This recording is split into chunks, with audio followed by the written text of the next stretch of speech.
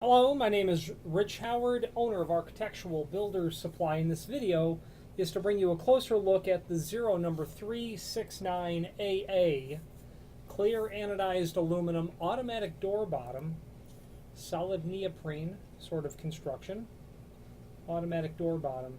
This is an automatic door bottom by Zero, and in my opinion, it's one of their flagship products. This is a product that Zero is really known for, and here's what I mean by that. First of all, it's of exceptional high quality. It is effective. It does the job designed for it, and it does it in such a way that gives you the impression that when you buy this, you've bought the best thing you can buy for this application. 369AA is representative of the general profile of this. Not only is that it is a mortise type unit, but it features this specific design of two different layers of sound attenuation material, this neoprene material. Okay. So the 369AA is the profile and the finish. Because it's the mortise style, it's only going to be available in the anodized aluminum. You would never see this because it's mortised into the bottom of the door. We'll talk more about that in a moment. It is rated for every application you can really think of. Smoke and draft control, that could be a requirement on your opening. It is fire rated, that could be a requirement on your opening. It is sound rated, that can be a requirement on your opening as well. Now I'll sell this to people who need to have an automatic door bottom regardless of the situation. You could have a fire-rated door in a hotel, and the suite doors they're going to put will be fire-rated certainly, and having an automatic door bottom is really a fantastic way to seal off the bottom because, well, of many of the features that are inherent to an automatic door bottom, which I'll mention along the way. But also, it's sound-rated, and that is something very commonly seen in that sort of application. But even more so, if it's sound rated, you'll have this in a sound studio where there's recording being done. So it's very typical and common for that. Before we get into the specifics of this, let's go over the dimensional properties. There is an image below this video that shows everything important dimensionally about, pretty much everything important dimensionally about the item.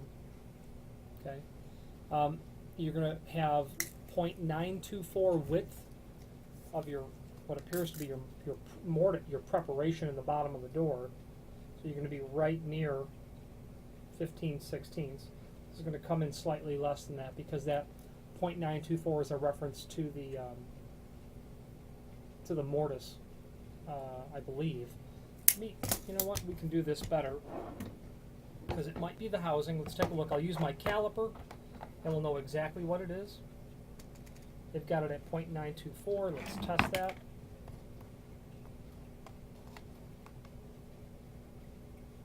Oh yeah, that's 0.924 body thickness, that's for sure. Comes out at 0.93, but that's pretty much what it is. 0.924, that's the actual material. And you've got an overall height of the housing of about 1 11/16. Let's go over that next. Now, we had talked earlier about, before we move on,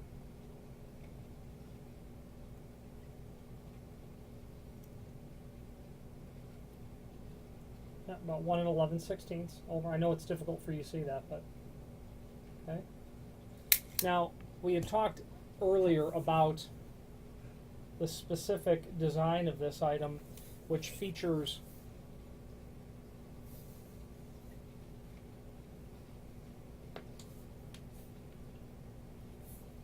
these two layers of seal material that you see there. Okay, so you've got this hoop on the outside, then you've got the inserted material here. Now, let's move on with the product description. There is a link below this video to the product brochure, and what that does is it shows you, okay, a variety of different Zero automatic door bottoms, both mortise type, surface mounted, semi-mortised, standard duty material, heavier duty material, material intended for inverted channels of steel doors, etc. You're going to find the 369AA, okay, on the first page, which will show you everything important dimensionally that we've just gone over. But it's going to show you the important feature where it calls out the fact that there is a magnetic bond between the bottom channel and its housing. Okay, that is part and parcel of the unit's design capability. Important to note that there's a maximum effective drop of 9/16, but before we move on that first page you can see items like, for instance, the 368AA, which is going to be identical to your 369, except that it is a surface mount or a semi-mortise sort of mount.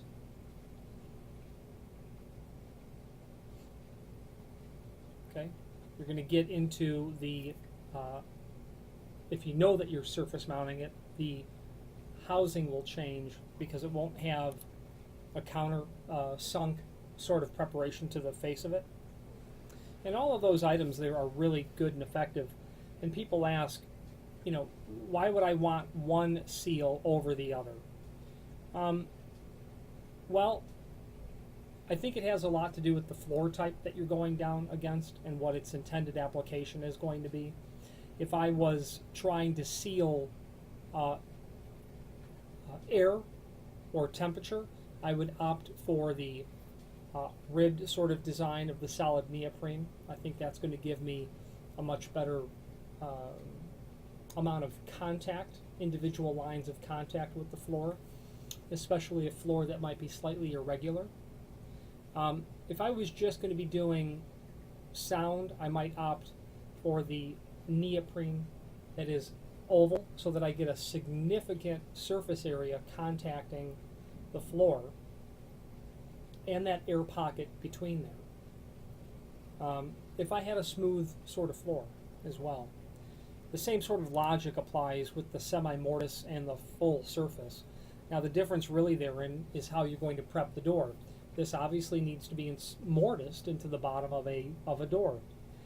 Before I get to that, pages 2 and 3 continue on with the concept, okay, of lighter duty items, smaller items, etc. So focusing on this material, you're going to have your mortise type like this, the 369, and that will be mortised generally to the bottom of a wood door. How that's done is a mortise is created in the bottom rail of the door. You can use a hand router or a plunge router and a large bit. They are. We'll get to the mortise, the installation aspect of it in a moment. But you will create a mortise. This item will get inserted into the bottom of the door, and that's how it is. If you have a non-rated wood door and the tools, you could probably do that in the field yourself, like a residential sort of application. If you have a fire-rated wood door and the door is already on the site, you cannot do this sort of preparation. You would void the warranty. If you are going to have the factory manufacture fire-rated doors for you, give them the template for this item, and they'll make your wood door factory will make the appropriate modifications to the door to not only receive this automatic door bottom, but to maintain the integrity of the fire rating. Same logic goes for a semi-recess, which is basically the same sort of concept, except that you will route the face of the door and the housing of the item is flush to the face of the door. A very nice clean look, and it's significantly less obtrusive. I've seen semi-mortise units in hotels, and they just don't pop out as much as a full surface mount, because when you look at those full surface mounts, you see the thickness of the body is almost 15/16, so it's a big piece of hardware on the push side of the door. Quite frankly, it's a bit detracting, is the bottom line for that. So moving on to the installation link, which is also below this video. It's just really a one-page situation, and it's quite simple and straightforward, and these instructions apply to the different models that are there. So step 1, all surface and semi-mortise units Must be mounted on the push side of the door. That doesn't apply to us. The brass adjusting nut must be on the hinge side and should not be adjusted until the unit has been mounted. Now, let's start there. Take note of the end of this automatic door bottom. In particular, right in this area. There's nothing there. Okay. Now take note of the other side. You will see that brass adjusting nut. The brass adjusting nut, or plunger, is only to be towards the hinge side of the door. Only. Okay? The other side is the lock side of the door. And we'll go over why in a moment. Leave a 1/16 of an inch clearance on each end. Okay, so now what we're talking about is what's the actual length of this item. Now, the actual length of a mortised model like this is the width of the door. Keep in mind, your door is very likely going to be beveled, so you might want to split the difference there. It's a very small amount of bevel that you might have to deal with. But if you went, about in the middle of that dimension, you might ever so slightly, not that you would, but you might file one end down a little bit if you wanted it to be flush with the edge of the door. But you're really talking about less than a 1/16 of an inch, so you'll probably just leave that. They want the unit to be basically 1/8 of an inch smaller than in this case, the door width. I would probably leave that closer to a 16. Although, when you're splitting the difference, you're basically at 1/8 of an inch.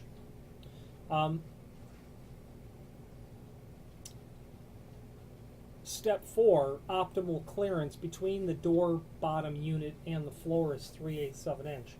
That's important to know. This model specifically, as called out in the product brochure link, has a maximum effective drop of 9/16 of an inch. So from where this will naturally reside to the top of the sill, 9/16 is the maximum. No more. You won't get any more ability to handle that undercut than 9/16. 3/8 is what they're saying is optimal. That will be very important to know when you're cutting your door, ordering your door, prepping your door, based on what you're dealing with. In my experience, a standard wood door would have something closer to 5/8 of an inch undercut, and that would immediately exceed this unit's ability to handle the drop. So you'll have to understand that prior to the door being manufactured, unless it's already in the proper range for undercut. Okay. Now, going off the script here a little bit, this is the brass adjusting nut, again, is the hinge side. Now, automatic door bottoms are elegant, and they're elegant for several reasons, in my opinion. Okay. They're elegant because, well, they seal the bottom of the door, and they do so in an automatic sort of fashion, and that's really neat. These units are very quiet when they operate. You don't really hear them work at all, but they're incredibly effective.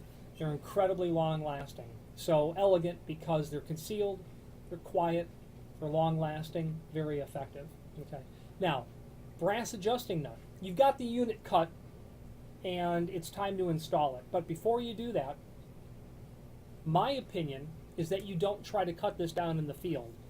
You can trim the unit down a small amount if you are dealing with a 3-foot or larger unit.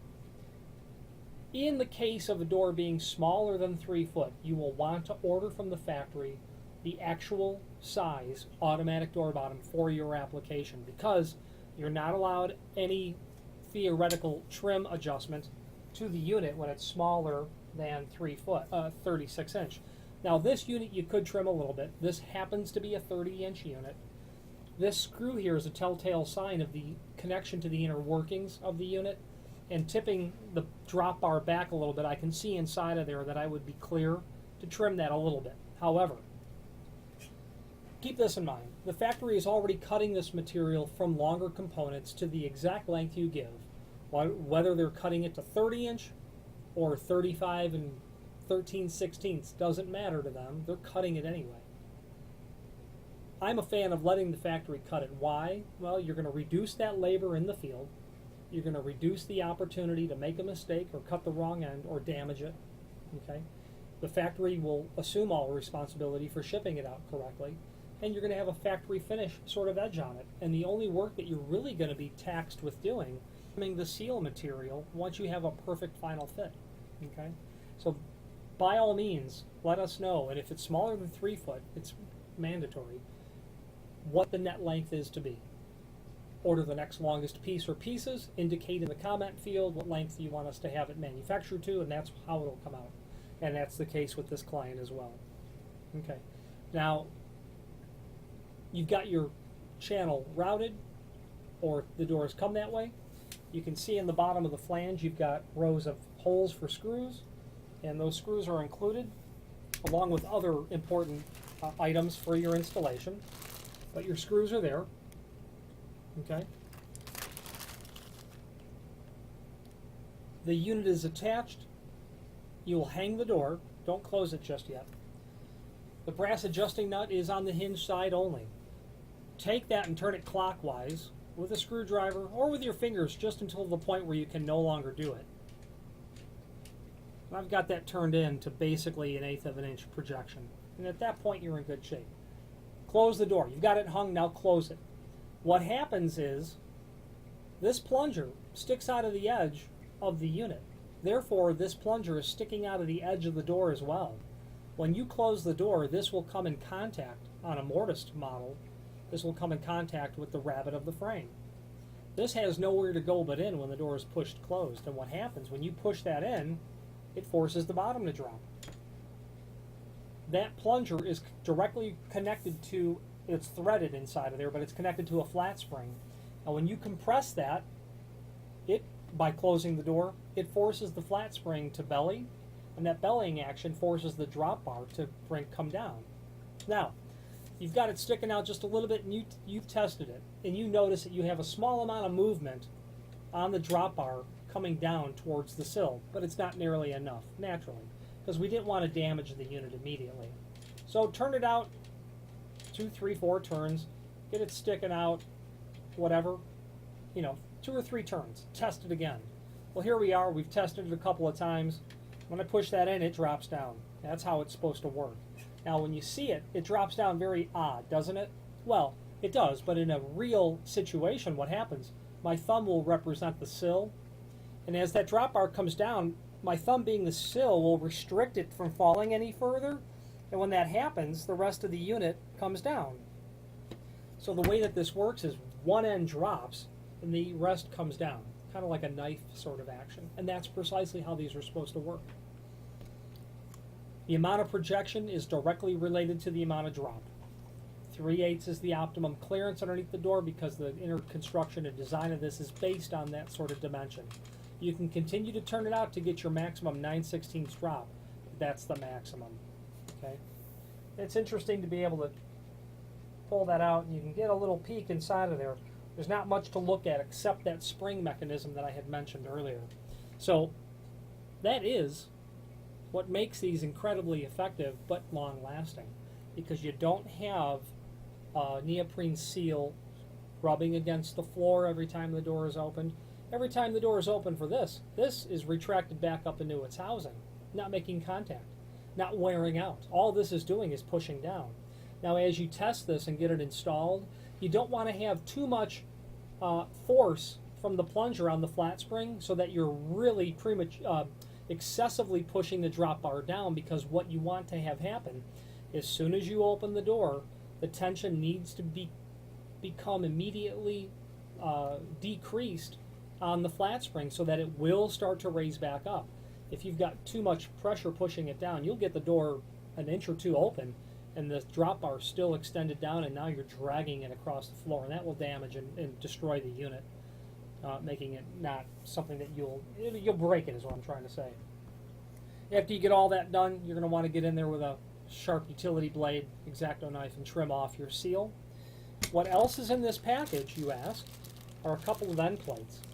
Now, what we've got here, and I'm going to get them out of the package to show you, you've got a couple of rectangular aluminum plates to match. There's 2 of them in this package. One's got a hole, the other one doesn't. Now, one with the hole obviously is going to clean off the installation on the edge of the door with the plunger sticking out. That's it. If you have room to surface mount those, you're in good shape. Don't do anything else. If you don't, you might have to mortise those a little bit, but take that into account when you order this. This material is probably going to be about 90 thousandths thick, so keep that in mind. Somewhere in that range. Maybe 60 thousandths, 16th of an inch. The blank plate will obviously go on the other side, and all it's going to do is trim that installation off and make it look really nice. Okay, so it's really going to look just like that from the edge. Now you'll see that there's a little plastic doodad right at the tip of my finger. What that is an insert that will go into the head of the brass adjusting nut. It'll pop right in there, meaning every time that makes contact with the frame, if it's a wood frame, you'll create a divot over time, so that piece of nylon insert protects the frame from becoming damaged over time and with use, and plus will certainly decrease the noise level at which it operates. This is a very quiet unit also. When it comes back up, it's a very muffled sort of sound. Okay, other less expensive, less costly units have a significant clanking sound. This is reduced because this neoprene skirt comes back with a shoulder up to the top, and as that comes back up to make contact, it's hitting neoprene. It's not hitting aluminum on aluminum.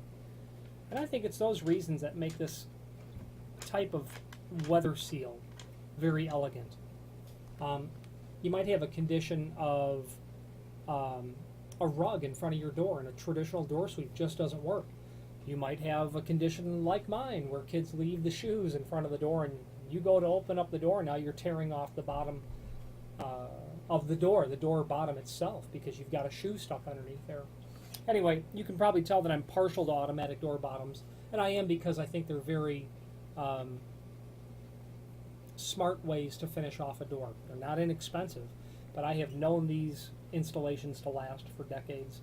I'm also partial to Zero as a manufacturer, and it is because probably what you have noticed is that the products they make are very high quality. The fit and finish is excellent, and let's just be honest, it's weather stripping at the end of the day, but there's a significant amount of pride that was taken, certainly in the engineering and the forethought to manufacture this, but in the assembly itself.